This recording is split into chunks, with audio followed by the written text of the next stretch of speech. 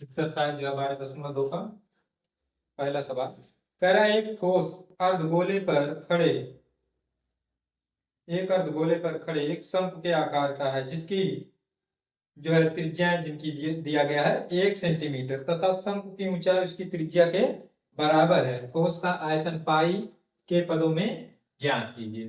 तो देखिए अर्धगोले और शंकु दोनों की जो त्रिज्या है वह आपका है 1 सेंटीमीटर और शंकु की ऊंचाई त्रिज्या के बराबर है। ठीक है, तो शंकु की ऊंचाई भी आपका ये आपका हो जाएगा 1 सेंटीमीटर। ये जो ठोस है ये कुछ इस प्रकार से है कि नीचे आपका इस तरीके से अर्धगोला है और इसके ऊपर जो है शंकु रख दिया गया है, शंकु अध्यारोपित है। ठीक है, तो ये इसकी त्रिज्या है, ये आपका है 1 सेंटीमीटर और ये इतना भी इसकी ऊंचाई है, ये भी आपका है 1 सेंटीमीटर। तो ठोस का आयतन पूछा है, ठोस का आयतन। तो ये ठोस दो चीजों से मिलकर के बना, अर्धगोला और शंकु। अर्धगोले का आयतन होता है 2/3 पाई आर क्यूब और शंकु का होता है 1/3 पाई आर स्क्वायर एच। तो ये आपका 2/3 कह रहा है, पाई के पदों में निकालो, पाई का मान नहीं रखना है। आर क्यूब मतलब 1 का cube plus 1/3 pi r square मतलब 1 का स्क्वायर, एच का मान भी 1 है, ये मान रख दिया गया। अब इसी को कैलकुलेट कर लीजिए, हो जाएगा 1 का क्यूब आपका होगा 1 ही होगा, 1 का इसमें गुणा कराएंगे वही आएगा 2 पाई/3 प्लस यहाँ पर पाई/3, दोनों को ऐड करिए 3 पाई/3, 3 से 3 कट जाएगा मतलब 3 से 3 खत्म हो गए, पाई सेंटीमीटर क्यूब। ठीक है, आगे क्या कह रहा है दूसरा प्रश्न, कह रहा है एक इंजीनियरिंग के विद्यार्थी रचेल से एक पतली एल्यूमीनियम की शीट का प्रयोग करते हुए एक मॉडल बनाने को कहा गया जो एक ऐसे बेलन के आकार का हो इसके दोनों सिरों पर दो शंकु जुड़े हों। मतलब बीच का भाग बेलनाकार है और दोनों सिरे पर एक शंकु, दूसरे पर दूसरा शंकु क्या है, जुड़ा हुआ है। ठीक है, कह रहा है इस पूरे मॉडल का जो व्यास है वो 3 सेंटीमीटर है। ठीक है, और इसकी लंबाई 12 सेंटीमीटर है, प्रत्येक शंकु की ऊंचाई 2 सेंटीमीटर। तो रचियल द्वारा बनाए गए मॉडल में अंतर्विष्ट हवा का आयतन है। तो अंतर्विष्ट मतलब उसके अंदर कितना हवा आएगी, तो कितना हवा आएगा यही आपको निकालना, मतलब आयतन निकालना है, मतलब कि बेलन का आयतन प्लस 2 गुणे शंकु का आयतन। ठीक है, तो चलिए देखते हैं क्या कह रहा है। तो व्यास व्यास ये आपका इसका दिया है 3 सेंटीमीटर। तो हम लोग निकाल लेंगे त्रिज्या तुरंत। तो त्रिज्या इसका r बराबर हो जाएगा 3/2 सेंटीमीटर। तो पूरे मॉडल की जो लंबाई है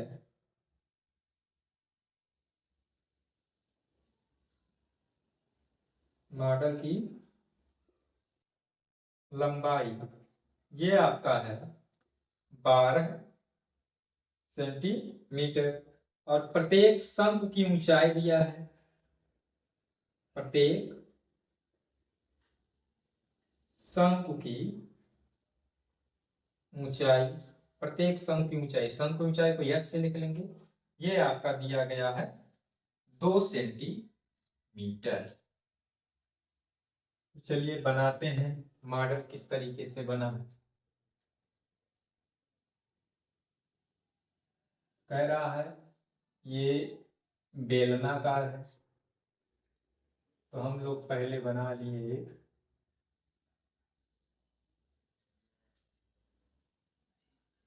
बेलन। इस बेलन के दोनों सिरे पर, मतलब इस तरफ भी इस तरफ भी शंकु लगा हुआ है। ये हो गया।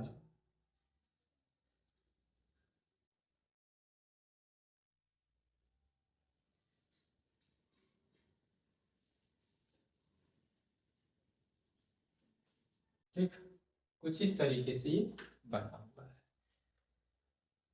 इसका जो ये पूरा व्यास है ये है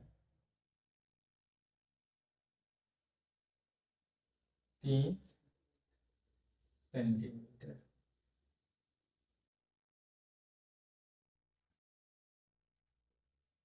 यहाँ से ये पूरा जो है ये आपका है 12 सेंटीमीटर। इस एक शंकु की ऊंचाई ये इतना है 2 सेंटीमीटर। ये भी आपका है ये इतना 2 सेंटीमीटर। तो जाहिर सी बात है बीच में ये बचेगा 8 सेंटीमीटर। तो शंकु की ऊंचाई हमको पता हो गया है।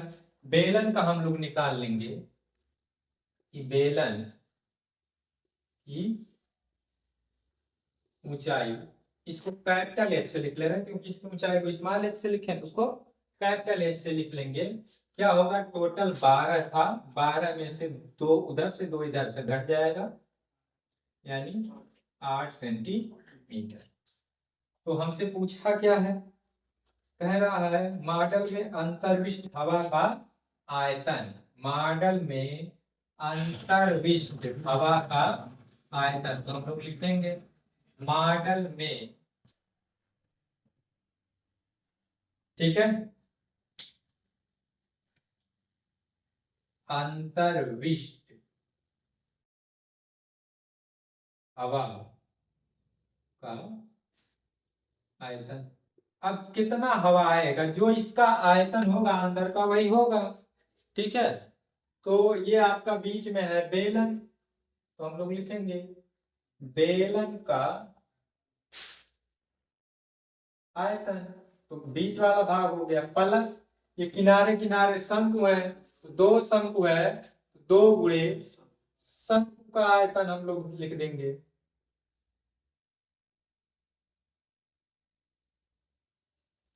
अब सूत्र लगा लेंगे, बेलन का आयतन होता है पाई आर स्क्वायर।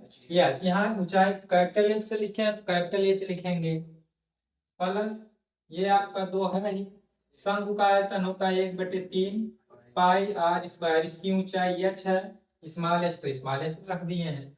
चाहेंगे तो आप पाई आर स्क्वायर दोनों में कॉमन ले सकते हैं, और नहीं तो ऐसे ही हल कर लेंगे। कॉमन लेना चाहेंगे तो पाई का मान क्या होगा, पाई और आर का मान एक ही जगह रखना पड़ेगा, ऐसे 2 जगह रखना पड़ेगा, उत्तर वही आएगा, कोई उसमें प्रॉब्लम नहीं है। कॉमन हो सकता है क्या, पाई आर स्क्वायर, बचेगा क्या, यहाँ बचेगा एच प्लस 2/3, ये पाई आर स्क्वायर कॉमन हो गया, बचेगा क्या एच। पाई का मान आपका होता है 22/7, आर स्क्वायर, आर का मान है 3/2 का स्क्वायर, 2 बार लिख ले रहे हैं, 3/2 3/2। एच का जो मान है कैपिटल एच का मान ये आपका है 8 प्लस 2/3, और स्मॉल एच का मान है 2।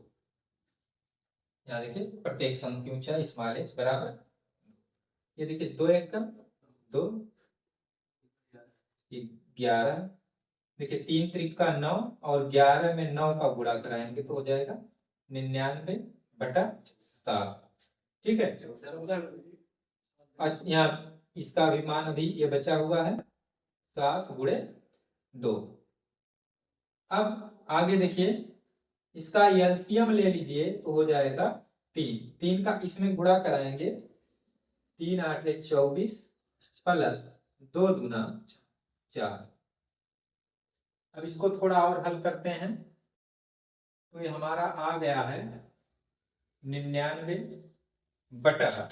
ये 7 गुना आपका हो जाएगा 14 गुणे ये 24 और 4 आपका हो गया 28, इसके बटे 3, 14 स्तंभ 14 और 14 दूना 28 है, 3 एकम 3, 3 तिक्का 9, 3 तियान 9, 33 का 2 में गुणा कराएंगे 66 सेंटीमीटर क्यूब।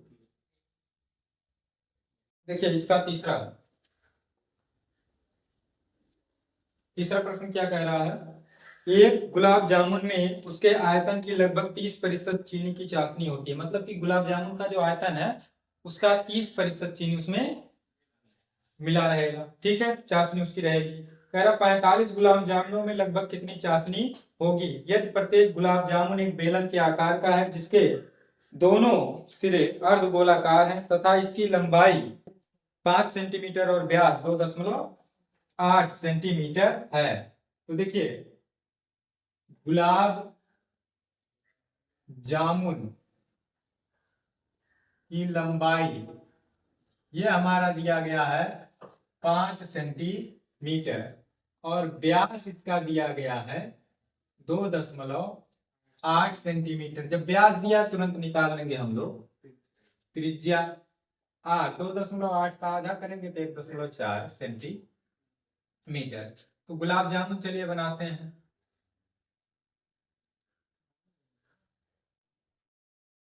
तो गुलाब जामुन कह रहा है ये बेलन के आकार का है, ठीक, और इसके दोनों सिरे पर अर्धगोला है। ये गुलाब जामुन है, कौन खाएगा? है सत्यम? गुलाब जामुन नहीं लग रहा है, चलो कोई बात नहीं, लटकने दे, मिलेगा नहीं, दुकान पे मिलेगा, ठीक है। तो ये टोटल लंबाई है 5 सेंटीमीटर और इसकी जो त्रिज्या होगी यहाँ से यहाँ तक होगी जो कि आपका है 1.4 सेंटी। तो 1.4 इधर से 1.4 इधर से कम हो जाएगा, यानी 2.8 कम होगा। 5 में से 2.8 घटाएंगे तो ये बचेगा 2.2 सेंटीमीटर। मतलब जो बेलन है, बेलन की लंबाई या ऊंचाई जो भी लिख लें हम लोग, यह आपका क्या आ जाएगा 5 माइनस 2 गुणे 1.4, तो 5 माइनस 2.8 घटा देंगे 2.2 सेंटीमीटर, जो कि चित्र में भी दर्शा दिया गया है। तो अब हमको गुलाब जामुन का आयतन निकालना है। देखिए गुलाब जामुन का आयतन, क्योंकि इसका आयतन जब निकाल लेंगे तभी तो हम लोग चाशनी का निकालेंगे, इसी का 30% कर देंगे, आ जाएगा। गुलाब जामुन का आयतन आपका होगा जो है क्या है, बेलन है, बेलन का आयतन प्लस 2 गुणे, या सीधा एक अर्धगोला इधर एक अर्धगोला उधर, मतलब पूरा गोला हो गया, तो 2 गुणे अर्धगोले का या फिर एक गोले का लिख सकते हैं, 2 गुणे अर्धगोले का आयतन है। ये तो एक ठौरे का हुआ ना, एक गुलाब जामुन का। हमसे कहा है 45 टी निकालने के लिए, 45 गुलाब जामुनों का आयतन, इसी में कितने गुणा कर देंगे 45। अब चलिए आगे देखते हैं 45। अब ये बेलन का आयतन होता है पाई आर स्क्वायर एक्स प्लस 2 गुणे, इसका हो जाएगा 2/3 पाई आर क्यूब। 45 पाई का मान 22/7 आर 1.4 गुणे 1.4 एच यहाँ है 2.2 प्लस 2 गुणे 2/3 गुणे पाई का मान 22/7 आर क्यूब है 1.4 गुणे 1.4 गुणे 1 हल कर डालिए इसको थोड़ा। 7 एकम 7 7 दूना 14 0.2 ये आपका 45 इंटू देखिए दशमलव हम लोग बाद में लगा लेंगे, सिर्फ वैसे गुणा कर लें अगर तो देखिए 22 का इस 22 में गुणा होगा तो ये आपका हो जाएगा 484 ठीक। और ये 14 गुना हो जाएगा 28 28 का अब 484 में गुणा कर देंगे, बाकी 1 2 3 अंक पे दशमलव है लगा लेंगे सबको काउंट करके। 8 चौक 32 के 2 8 28 64 और 3 67 8 चौक 32 और 6 38 2 चौक 8 2 8 16 6 2 चौक 8 9 2 7 8 15 6 8 14 1 15 9 3 12 और 1 13 यानी 3 अंक पे जब दशमलव, क्योंकि यहाँ भी दशमलव यहाँ भी 3 अंक पे होगा तो 13 दशमलव हमारा इसका जो टोटल कैलकुलेशन आएगा वो 13.552 ये इसका हो गया। अब आगे चलिए देखते हैं इसको। 7 एकम 7 7 दूना 14 ठीक है। तो इसमें भी 3 अंक पे तो दशमलव लगेगा, ये तो फिक्स है ठीक है। दशमलव अंकों को बाद में हम लोग कर लेंगे। तो चलिए गुणा करा लेते हैं। 2 दूना 4 4 दूना 8 8 दूना 16 8 दूना 16 और 1 17 176 इस 1.4 1.4 है तो दशमलव को हम लोग बाद में लगा लेंगे। 14 गुणे 14 जब हम लोग कराते हैं तो ये आपका होता है 196।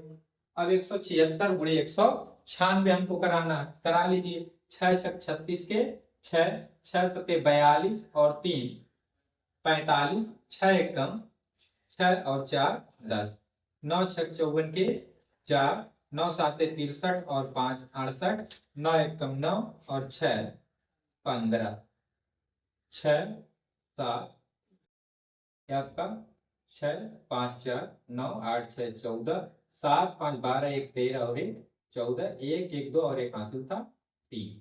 तो अब इसमें 1 2 और 1 3 अंक पे लगेगा, यानी इसका जो मान आएगा 34.496 इसके बटे 3। तो ये कैलकुलेशन हो गया। अब आगे देखिए यहाँ एलसीएम पूरे का 45 इंटू एलसीएम हो जाएगा 3, तो 3 का इसमें गुणा हो जाएगा। 3 दूना 6 3 5 15 3 5 15 और 1 16 3 त्रिका 9 और 1 10 3 एकम 3 4 40.656 प्लस 34.496 3 एकम 3 15 तिया 45। अब आपका आ गया 15 गुणे इस सबको जोड़ डालिए 6 और ये 6 12 के 2 9 5 14 और 1 15 4 और 6 10 और 1 11 दशमलव नीचे आ जाएगा दशमलव 40 ये है 34 ये है 74 और एक हासिल बचा था 75।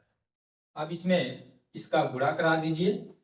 15 गुना 30 15 25 75 और 3 78 15 कम 15 और 7 22 फिर 15 25 75 और 2 77 15 सते 105 105 और 7 112 3 अंक पे दशमलव है यहाँ पर दशमलव इतना सेंटीमीटर क्यूब। ये आपका 45 गुलाब जामुनों का आयतन आया हुआ है। तो हमसे चाशनी का पूछा है इसलिए हाँ, चाशनी का कितना प्रतिशत लगने के लिए कह रहा है? 30%। ठीक है, तो इसलिए चाशनी का कुल आयतन ये आपका हो जाएगा 1127.28 है। जीरो लिखिए या ना लिखिए, गुणे 30% यानी 30/100। ये एक जीरो से एक जीरो कट गया, 3 का गुणा करा लीजिए, 3 8 24, 3 गुना 6 और 2 8। ठीक है, फिर 3 सते 21 के एक, 3 गुना 6 और 2 8, 3 एकम 3, 3 एकम 3, 2 अंक पे दशमलव है तो यहाँ दशमलव लग जाएगा। इसके बटे 10, 10 से भाग तो एक अंक दशमलव खिसक जाएगा, 338.184 सेंटीमीटर क्यूब। अगर हम लोग सिर्फ पूर्णांक की बात करें तो दशमलव के उधर वाले अंक छोड़ सकते हैं, छोड़ देंगे तो 338 सेंटीमीटर क्यूब लगभग। ठीक है।